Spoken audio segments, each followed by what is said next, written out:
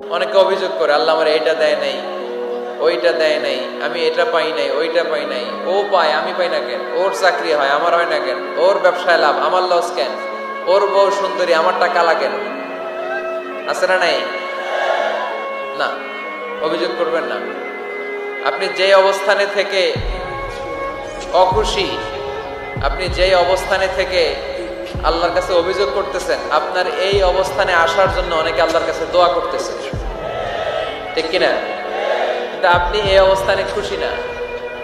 অনেকে এই অবস্থানে আসতে চায়, তাদের স্বপ্ন যে তারা একদিন আপনার স্থানে আসবে, কিন্তু আপনি আপনার জায়গায় থেকে খুশি না।